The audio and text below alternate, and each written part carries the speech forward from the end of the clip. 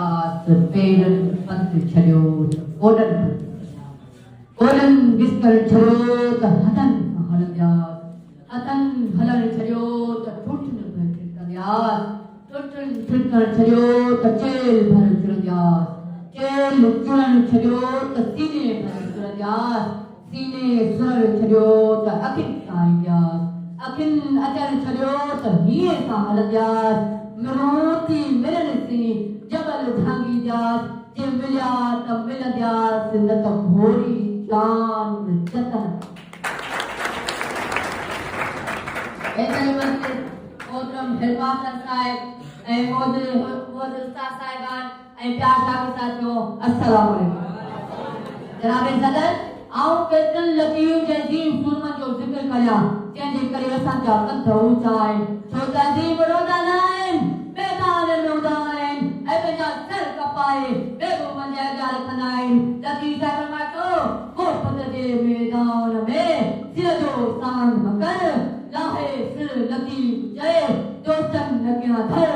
इश्क नाम पर ख़बर कान जनाब सदर हज़रत शाह अब्दुल लतीफ़ भुटाई सिंध धरतीअ जो अज़ीम शाइर आहे जंहिं पंहिंजी रात सां ॾिणे में रोशनी कई जंहिं गज़ब जा गीत लिखिया जंहिं कुर्ब वारियूं कापियूं लिखियूं जंहिं पुर वारा बेत लिखिया जंहिं सुरीला सुर लिखी पूरी दुनिया खे प्यारे प्रीत जो पैगाम ॾिनो जनाब सदर शाह साहब जी शायरी पढ़ी ॾिसंदासीं त भला रे भिटाईअ जे बेतनि में रगो नसत जा नुक्ता हिदायत जा हीरा प्यार जा पैगाम अमन जा ऐलान ऐं सम्झ जा सबक इस्तेमाल कंदा तंहिं करे हिकु शायर में साह साईं फरमाए त मोती मां डाल जी वारे कयाई वार विॾूं वसन आयूं चोॾस थी चोधार के उथी वयूं इस्तंबोल ॾे के विड़ियूं अगरिब पार के चमकन चीन ते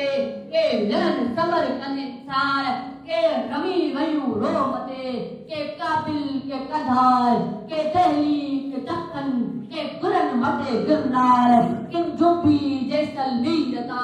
दिना बेकारीर बेकार किनी बुज बुझायो किनी भट मथाए धार किनी अजी उमर कोटता वसाया वलहार साईं सदाई करी मते सिक सुकार दोस्त मिठा दिलदार आलिम सबाबात करी दिलती